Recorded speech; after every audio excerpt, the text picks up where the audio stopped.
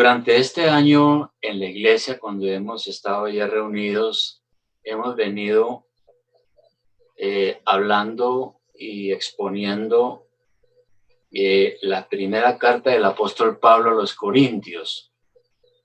Y la interrumpimos precisamente por este asunto de la pandemia, pero quisiera hoy, ya que este va a ser uno de los capítulos que trataremos más adelante, pero nos vamos precisamente a adelantar porque este capítulo tiene que ver con este asunto que celebramos hoy, que es crucial, es la base de nuestra fe. De manera que quisiera que abrieran sus Biblias. Tengo varios versículos, ustedes pueden mirar con tranquilidad. Voy a anunciar los versículos y ustedes tranquilamente lo buscan para que todos estemos en el estudio. Primera de Corintios capítulo 15, versículo 1. Vamos a tener lista ahí la Biblia. Yo voy mencionando la lectura y vamos buscando. Pero antes de eso, quisiera que pensemos en esto. Un antiguo credo, conocido como el credo apostólico. Me acuerdo que cuando yo estaba en la escuela, nos enseñaban el credo apostólico. Yo creo en Dios Padre Todopoderoso, etc. Ese credo antiguo, que es cierto, al final dice: el que padeció por nuestra salvación fue sepultado y resucitó al tercer día de entre los muertos.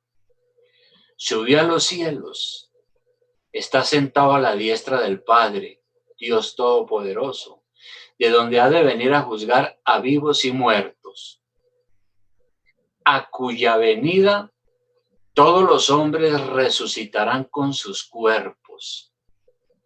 Dice este credo: todos los hombres resucitarán con sus cuerpos y darán cuenta de sus propias obras. Los que hubieren obrado bien irán a la vida eterna, y los que hubieren obrado mal al fuego eterno. Esta es la fe universal. Como digo, se piensa que es el credo más antiguo que hay. Bueno, esta carta a los Corintios fue escrita por el apóstol Pablo hace ya casi 2000 años. Los creyentes de Corinto recibieron mucha ilustración de esta carta. Pablo les escribe esta carta para explicar muchas doctrinas y arreglar muchos problemas que estaban habiendo en esta iglesia. Por ejemplo, los creyentes de Corinto estaban teniendo muchas dudas sobre la muerte. ¿Habrá vida después de la muerte? ¿Será cierto que los muertos resucitan? ¿Aún será cierto que resucitó Jesús? Y si eso es así, ¿podré ver a mis seres queridos cuando yo muera? Preguntas que todavía se hace la gente, ¿no? Aún nosotros. ¿Cómo será eso después de que yo parta de este mundo? La iglesia había recibido un mensaje que era central. Era el mensaje de las buenas nuevas. Ahora sí vamos a ver a 1 Corintios 15, 1, 2 y vamos a ir por estos versículos. Dice: además os declaro, hermanos, el evangelio que os he predicado, el cual también recibisteis, en el cual también perseveráis. Por el cual asimismo, si retenéis la palabra que os he predicado, sois salvos, si no creísteis en vano. La iglesia de Corinto entonces había recibido este mensaje. Es decir, lo habían creído y más aún perseveraban en ese mensaje. Este mensaje, del cual habla Pablo aquí al comienzo, era un mensaje que los había llevado a la salvación. Era el mensaje de esperanza que sostenía su fe. ¿Cómo era ese mensaje del cual habla Pablo aquí? Primero, era un mensaje fidedigno. ¿Qué quiere decir fidedigno? Quiere decir que era un mensaje digno de fe y crédito. No era un mensaje que Pablo se había inventado. Era el mismo mensaje que él había recibido cuando fue alcanzado por la gracia salvadora de Dios. Pablo era un judío, fariseo legalista, perseguidor de la iglesia. Pero cuando Dios les reveló la verdad, se dio cuenta que en verdad Cristo estaba vivo, había resucitado. Antes de su conversión, pudo haber conocido el hecho de la muerte de Jesús. A él le dijeron, mire, pues, ¿cómo le parece? Tenemos un problema. Hubo un hombre llamado Jesús que era un mentiroso que lo crucificaron y ahora hay un montón de seguidores tras de él y están generándonos unos problemas. Necesito que usted nos solucione ese asunto. Entonces, antes de esa conversión, Pablo no creía. No había entendido tampoco el propósito de Dios. Parecido a nosotros hoy. Muchos de nosotros duramos mucho tiempo en una religión tradicional, pero no habíamos entendido el propósito de Dios. Todo era ritualismo y religiosidad. De manera que para Pablo la resurrección era una fábula, un mito, un cuento, pero por revelación un día se dio cuenta que era realidad, que la profecía sobre el Mesías se había cumplido, que en verdad el Mesías, porque él conocía desde el Antiguo Testamento que vendría un Mesías, pero nadie creyó que era Jesús. Pero Pablo ahora se da cuenta que sí, se había cumplido la profecía. ¿En qué consistía este mensaje entonces, este evangelio? Pablo hace una confesión de fe. Aquí. Si nosotros seguimos la lectura y vamos al versículo 3, aquí está la confesión de fe. Dice Pablo, porque primeramente os he enseñado lo que asimismo recibí, lo que él mismo había creído, que Cristo murió por nuestros pecados conforme a las Escrituras. Ese es el primer punto de su confesión de fe. Cristo murió por nuestros pecados conforme a las Escrituras. ¿Dónde dice eso? Bueno, en el Antiguo Testamento. Las Escrituras lo decían. Aproximadamente 700 años antes, Isaías lo había profetizado. Podemos mirar Isaías en el capítulo 53. Isaías capítulo 53, versículo 3. Siglo VII antes de Cristo. Mira lo que dice el profeta. Dice, despreciado y desechado entre los hombres, varón de dolores, experimentado en quebranto, y como que escondimos de él el rostro. Fue menospreciado y no lo estimamos. Ciertamente llevó él nuestras enfermedades y sufrió nuestros dolores, y nosotros le tuvimos por azotado, por herido de Dios y abatido. Mas él herido fue por nuestras rebeliones, molido por nuestros pecados. El castigo de nuestra paz fue sobre él, y por su llaga fuimos nosotros curados. Y sigue la profecía, pero aquí está la parte central de su sacrificio. De manera que la crucifixión de nuestro Señor no fue un incidente fortuito. Es decir, algo que sucedió por casualidad. No, se trató de algo real. Tampoco fue que unos hombres malos que lamentablemente eran perversos lo mataron por cosas del destino, algo que tal vez se hubiera podido evitar. No, la crucifixión de nuestro Señor se debió al plan perfecto de Dios. Fue una muerte anunciada por los profetas. Así lo entendieron los primeros cristianos. Por ejemplo, cuando se inició la persecución en Jerusalén, después de que ya el Señor había resucitado, y hubo una gran persecución, nosotros tenemos un registro, lo podemos mirar en Hechos 4:24. En Hechos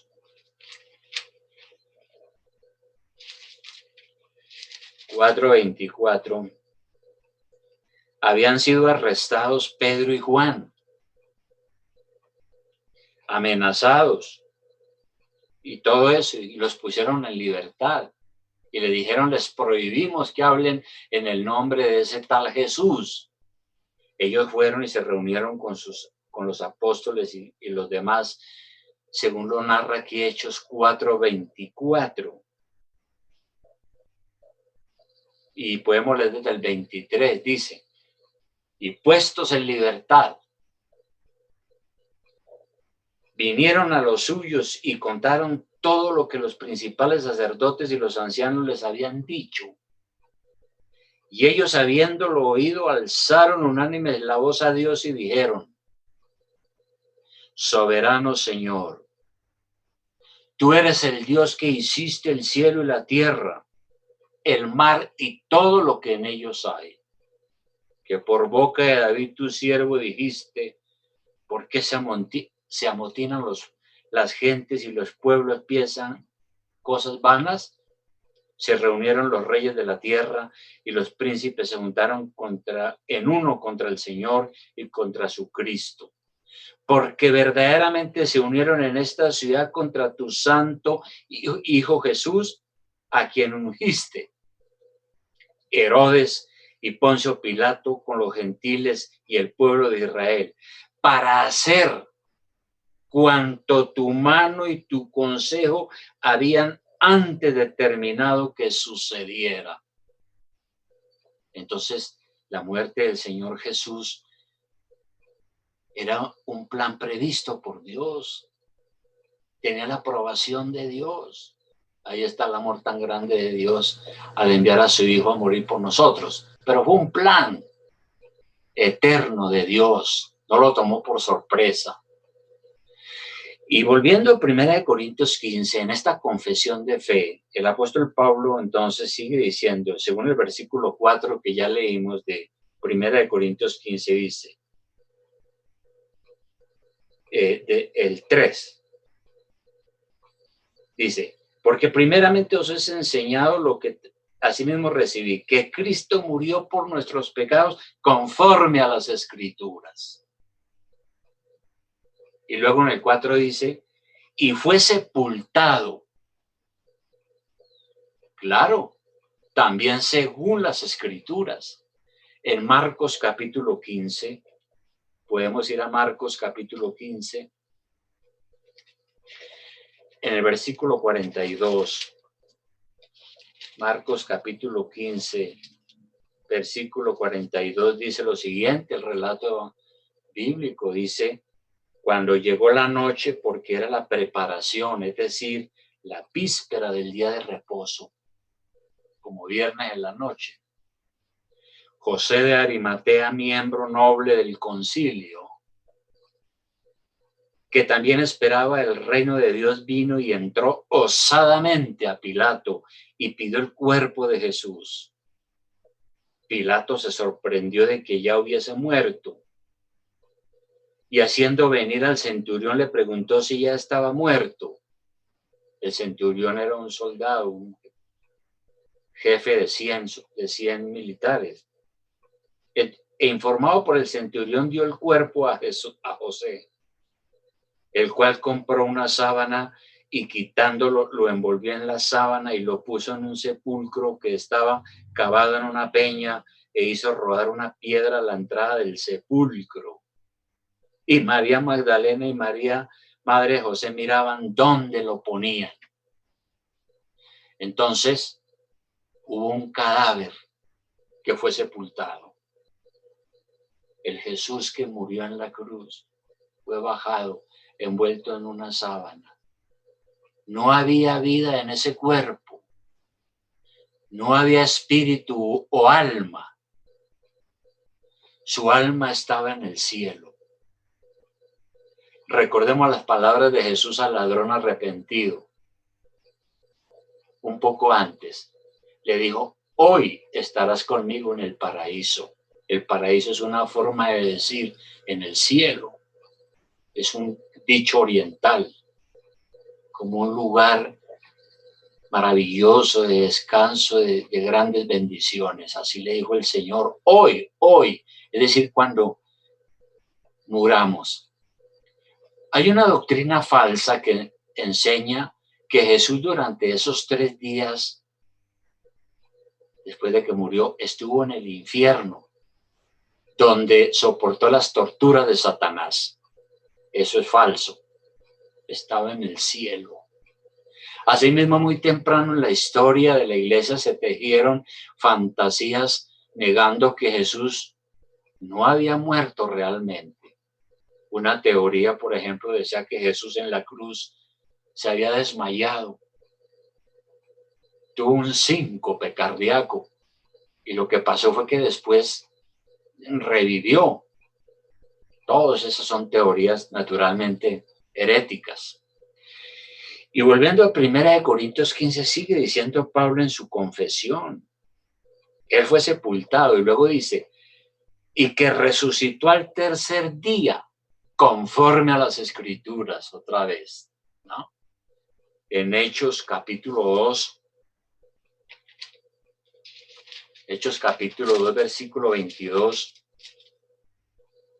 hay otro registro. El apóstol Pedro está predicando un mensaje cuando el Espíritu Santo descendió en el día de Pentecostés para estar con la iglesia para siempre. Y entre ese mensaje, a partir del versículo 22, mire lo que dice Pedro, el apóstol. Dice, varones israelitas, oíd estas palabras. Jesús Nazareno, varón aprobado por Dios entre vosotros, con las maravillas, prodigios y señales que Dios hizo entre vosotros por medio de él, como vosotros mismos sabéis. A este, o sea, Jesús, entregado por el determinado consejo y anticipado conocimiento de Dios. O sea que Dios lo estaba permitiendo y era su plan. Prendisteis y matasteis por mano de inicuos, crucificándole, al cual Dios levantó, suelto los dolores de la muerte, por cuanto era imposible que fuese retenido por ella. Porque David dice de él, en el versículo 27, si saltamos, dice, porque no dejarás mi alma en el Hades. Hades significaba en ese tiempo la sepultura, aunque significaba también un lugar donde las almas iban, pero era un lugar indefinido, un inframundo extraño. Ni permitirás que tu santo vea corrupción. Eso había sido conforme a las Escrituras y se cumplió.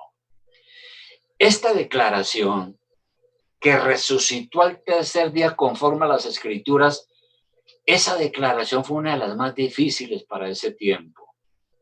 Los griegos, que era una población grande, creían en la inmortalidad del alma, pero no en la resurrección del cuerpo. Los judíos, especialmente los saduceos, creían que había vida después de la muerte. Lo mismo hoy. Es una doctrina difícil. No la creen.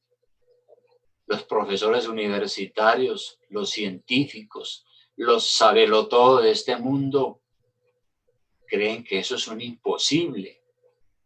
Y en los tiempos de Jesús, los mismos que crucificaron a Jesús, además buscaron la manera de mentir para negar la tumba vacía. Mintieron al pueblo diciendo que los apóstoles habían robado el cuerpo. Pero, ¿qué hubiera pasado si Jesús no hubiera resucitado? Las escrituras proféticas entonces eran mentiras, no se hubieran cumplido. Todo hubiera sido una farsa terrible. De manera que después de que Pablo ha hecho esa confesión de fe o esa declaración de fe, ¿no? Que era el mensaje de salvación. Cristo murió por nuestros pecados conforme a las Escrituras. Fue sepultado y resucitó al tercer día conforme a las Escrituras. Pablo entonces levanta otras evidencias. Dice, se apareció vivo después de su resurrección. Versículo 5 de 1 Corintios 15 dice, y que apareció a Cefas y después a los 12. Primero, se apareció a Cefas, es Pedro, el apóstol Pedro. Dice que primero después se apareció a Cefas, o sea, a Pedro. En Juan 21,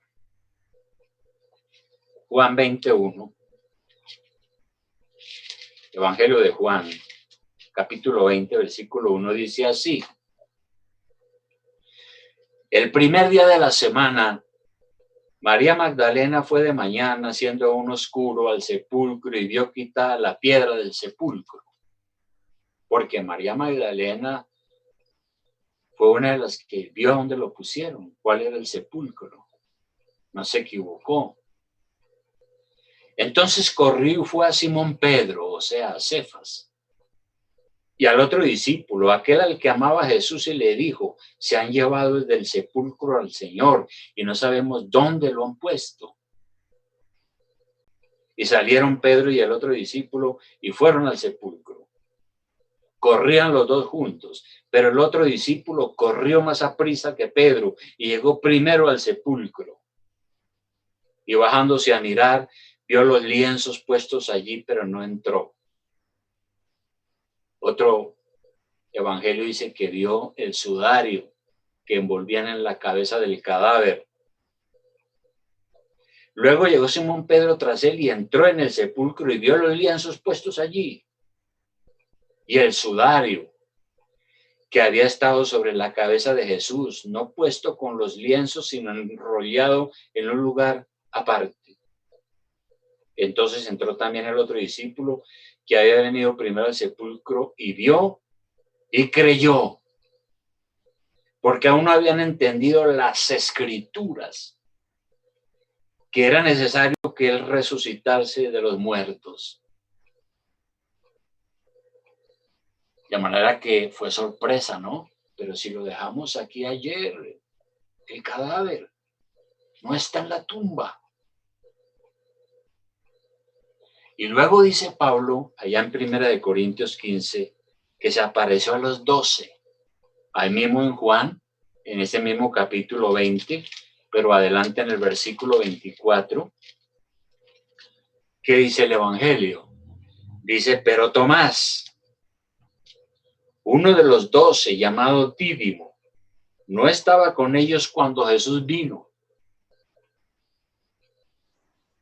Porque Jesús, según los versículos de arriba, se presentó. Leamos los versículos anteriores. Vale la pena. Dice el versículo 19 de 20, el capítulo 20. Dice, cuando llegó la noche de aquel mismo día, el primero de la semana, es decir, el domingo, para ese momento, estando las puertas cerradas en el lugar donde los discípulos estaban reunidos por miedo de los judíos, vino Jesús y puesto en medio le dijo, paz a vosotros. Y cuando hubo dicho esto, les mostró las manos y el costado, y los discípulos se regocijaron viendo al Señor. Entonces Jesús les dijo otra vez, paz a vosotros. Como me envió el Padre, así también yo os envío.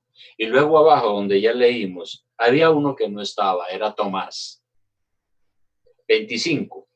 Le dijeron pues los otros discípulos, al Señor hemos visto.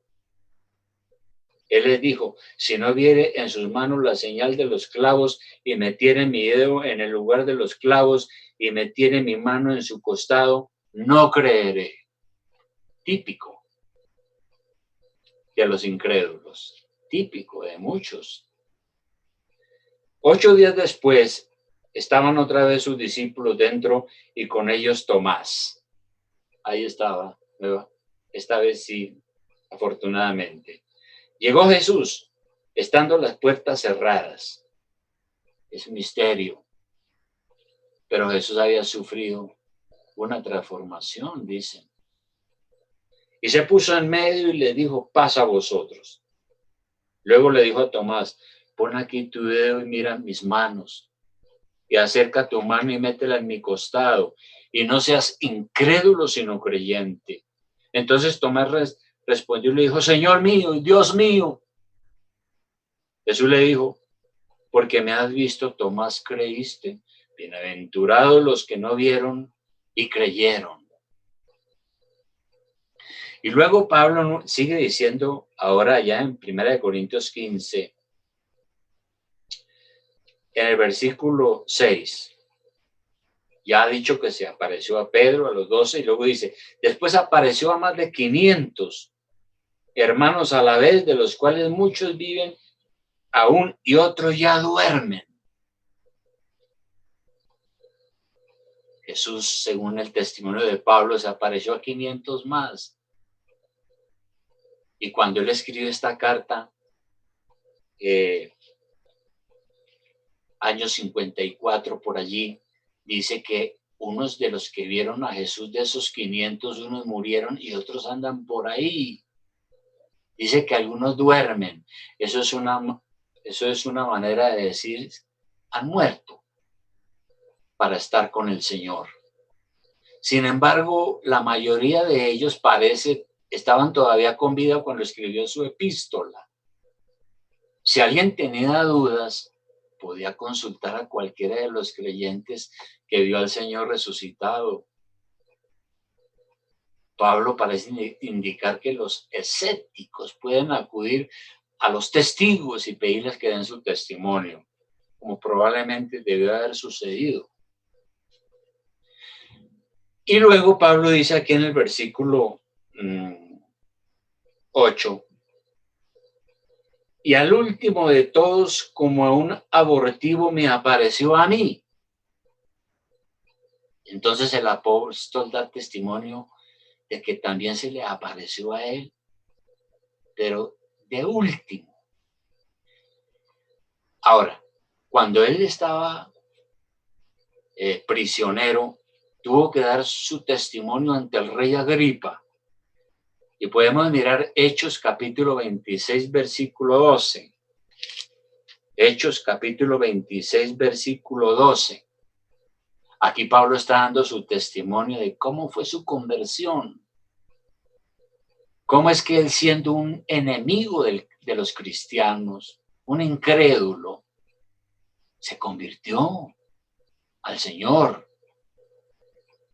Y da ese testimonio ante el rey Agripa,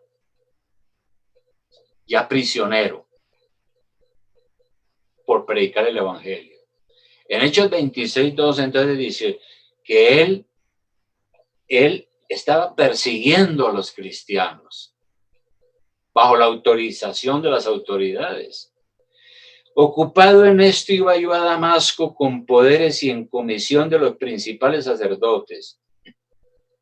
Cuando a mediodía, oh rey, yendo por el camino, vi una luz del cielo que sobrepasaba el resplandor del sol, la cual me rodeó a mí y a los que iban conmigo. Y habiendo caído todos nosotros en tierra, oí una voz que me hablaba y decía en lengua hebrea, Saulo, Saulo, ¿por qué me persigues? Dura cosa te es dar coces contra el aguijón. Yo entonces dije, ¿quién eres, Señor? Y el Señor dijo, yo soy Jesús a quien tú persigues. Pero levántate y ponte sobre tus pies, porque para esto he aparecido a ti, para ponerte por ministro y testigo de las cosas que has visto y de aquellas en que me apareceré a ti, librándote de tu pueblo y de los gentiles, a quienes ahora te envío, para que abra sus ojos, para que se conviertan de las tinieblas a la luz y de la potestad de Satanás a Dios, para que reciban por la fe que es en mí perdón de pecados y herencia entre los santificados. De manera que en este testimonio Pablo dice que en su mente no había la mínima idea de aceptar el evangelio. Todo lo contrario, su intención era borrar del mapa una secta, unos seguidores de un tal Jesús. Esa era la consigna de él. Pero después de este encuentro con el Cristo vivo, creyó y siguió predicando este evangelio. Y volviendo a 1 Corintios 15, donde estamos, ahora en el versículo 8, es cuando Pablo dice, y a todos, y al último de todos, como a un abortivo, me apareció a mí. Porque yo soy el más pequeño de los apóstoles, que no soy digno de ser llamado apóstol, porque perseguía la iglesia de Dios.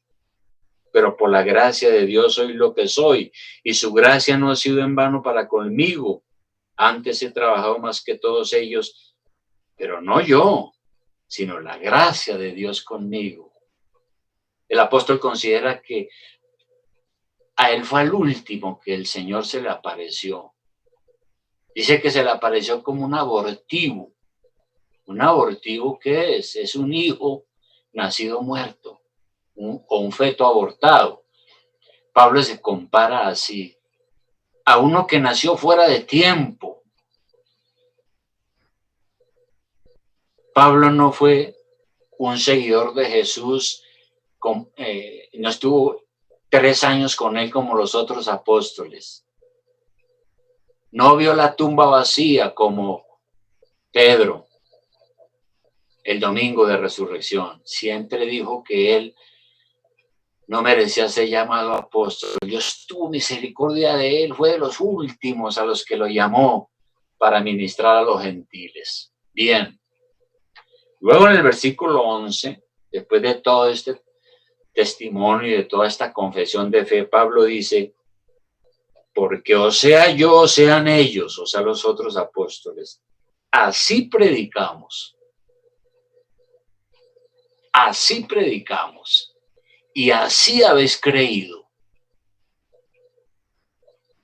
Alguien puede decir, ¿por qué tengo que creer en un libro que llaman la Biblia?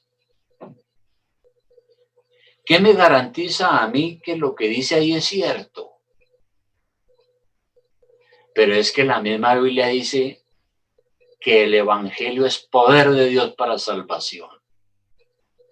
¿No es este mensaje el que lo ha salvado a usted? A mí me salvó este mensaje. Hubo un tiempo en que andábamos sin esperanza y sin Dios en el mundo. Pero algo sucedió. Un buen día escuchamos el evangelio y recibimos un poderoso llamamiento.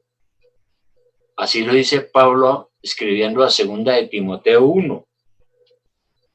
2 de Timoteo 1. 2 de Timoteo 1:9. Aquí dice Pablo lo siguiente, dice que Jesucristo nos salvó y nos llamó con llamamiento santo, no conforme a nuestras obras, no porque somos buenos o malos, no, sino según el propósito suyo y la gracia que nos fue dada en Cristo Jesús antes de los tiempos de los siglos. Hay un plan eterno de Dios, un propósito de Dios antes de que todo fuese creado. Dios nos incluyó en ese propósito. pero que ahora ha sido manifestada por la aparición de nuestro Salvador Jesucristo, el cual quitó la muerte y sacó a luz la vida y la inmortalidad por el Evangelio. Nuevamente, el mensaje salvador. Y no solo eso, sino que no solo recibimos un poderoso llamamiento, sino que también surgió una esperanza viva. Un día moriré a este mundo, pero otro día resucitaré, como decía Pablo en Filipenses 3:20. Filipenses 3:20. En Filipenses 3:20, Pablo dice lo siguiente: completamente convencido, mas nuestra ciudadanía está en los cielos, de donde también esperamos al Salvador, al Señor Jesucristo, el cual transformará el cuerpo de la humillación nuestra, este cuerpo, sujeto a la vejez, a la enfermedad, a la muerte, a los sufrimientos por el pecado, va a ser transformado para que sea semejante al cuerpo de la gloria suya, por el poder con el cual puede también sujetar a sí mismo todas las cosas. Bueno,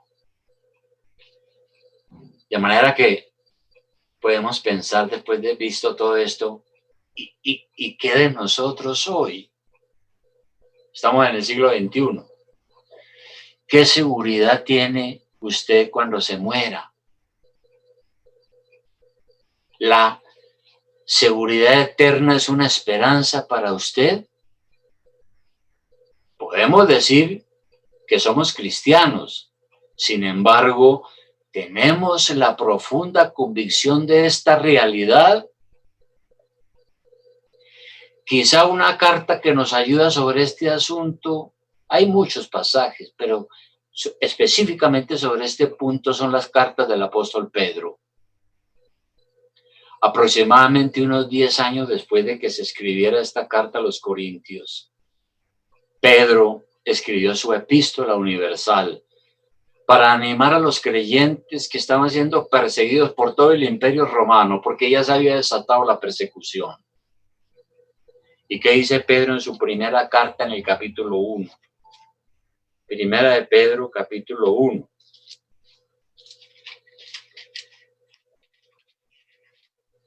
Primera de Pedro, capítulo 1, en el versículo 3. En el versículo 3. Primera de Pedro, capítulo 1, versículo 3. Dice lo siguiente. Dice: bendito el Dios y Padre de nuestro Señor Jesucristo, que según su grande misericordia nos hizo renacer, salvación, para una esperanza viva. Hemos renacido a una esperanza viva, ¿no? Por la resurrección de Jesucristo de los muertos. Es viva porque no es una ilusión muerta, no es algo engañoso. Si Él no hubiera resucitado, ¿qué esperanza tendríamos nosotros? ¿Qué esperanza tendríamos? Toda nuestra predicación sería vana e inútil. Estaríamos engañados, predicando una cantidad de mentiras de alguien que se levantó de los muertos y resulta que son mentiras, está muerto. Los apóstoles serían unos testigos falsos. Seguiríamos en pecado porque no hubiéramos tenido un Salvador. Seríamos desdichados sin esperanza. Y sigue diciendo Pedro en el 4. Bendito, y sigue, que Él nos hizo renacer. Y luego el 4. Para una herencia incorruptible, incontaminada e inmarcesible, reservada en los cielos para nosotros. Tenemos una herencia. Es incorruptible, no se acaba, no se pudre. No es corruptible como las cosas de este mundo. Es una vida en el cielo eterno y es una vida para siempre. Y sigue diciendo aquí que es una herencia incontaminada, es decir, inmaculada, sin mancha. Es lo contrario a este mundo donde el pecado lo ha contaminado todo. El cielo es el disfrute del cielo sin la presencia del pecado. No existirá el pecado. Y es una herencia inmarcesible. Quiere decir que no se marchita. No es como las bellas flores que aún con toda su belleza se marchitan. Todo en este mundo está sujeto a la vejez. Todo pierde su vigor y su hermosura original. En cambio, nuestra salvación es para siempre. Y si saltamos al versículo 8, dice que todo esto es gracias al Señor. Y dice en el 8 que es gracias al Señor, a quien amáis sin haberle visto, en quien creyendo, aunque ahora no lo veáis, os alegráis con gozo inefable y glorioso. Entonces es un asunto de fe. Pedro dice, no, nosotros amamos a Jesucristo, nuestro Salvador, aunque no lo hemos visto. Amo a Jesucristo, aunque no lo he visto físicamente con estos ojos. Todavía hay gente que se burla preguntando, ¿y quién vio a Jesús resucitar de entre los muertos? Ah, bueno, el libro, pero eso hace 2000 años. Pero yo necesito esa hora. ¿Dónde está ese tal Jesús? Muéstremelo para que crea. Yo he tenido que decirle a esas personas, yo no puedo hacer ese tipo de demostraciones milagrosas. Pero lo cierto es que Dios sí ha hecho todo eso y lo creo por la fe que Dios me ha dado. El Espíritu Santo me ha dado una fe que me hace imposible negar su existencia. Esa fe en el Señor forma parte de mi ser. Es la obra de Dios, la salvación. He experimentado en mi corazón el amor y el perdón de Jesucristo. Por eso lo amo, aunque no lo veo físicamente. Nosotros hoy, al igual que Pablo, tenemos una confesión de fe. En Romanos 18:20, Romanos 18:20, en Romanos 18:20, perdón, Romanos 18b, Romanos 18b. Aquí el apóstol Pablo dice algo extraordinario que nos sirve para la evangelización. Dice, está hablando de la palabra que salva, del mensaje que salva. Dice, ¿mas qué dice? Cerca de ti está la palabra, en tu boca y en tu corazón. Esta es la palabra de fe que predicamos. Que si confesares con tu boca que Jesús es el Señor, reconozco que Él es el creador soberano, Señor, de todas las cosas. Y creyeres en tu corazón que Dios le levantó de los muertos, serás salvo. Porque con el corazón se cree para justicia, pero con la boca se confiesa para salvación. Porque la Escritura dice, todo aquel que en él creyere, no será avergonzado. Este es el mensaje salvador. El que cree en esta palabra que predicamos es salvo. ¿Salvo de qué? Del dominio del pecado y de la condenación eterna en el infierno, de la muerte eterna. Así que, queridos hermanos, ¿tiene usted esta viva esperanza? ¿Tiene esta esperanza viva? Si la tiene, seguramente va a amar al Señor Jesús. Va a creer en Él, aunque no lo vea con sus ojos físicos. En realidad no debemos temer a la muerte. En estos días que hay tanto temor a la muerte, por lo que estamos pasando, no debemos temer a la muerte porque la muerte para nosotros no es el fin de nuestra existencia. No, es el comienzo de una vida mejor. Cerramos nuestros ojos en la tierra, pero los abrimos en el cielo, decía el gran predicador Spurgeon. Hermano, ¿tienes esperanza viva? Espero que la tengamos, porque si no, nuestra fe sería vana. Nuestra fe no sería una fe salvadora. Vamos a orar, hermanos.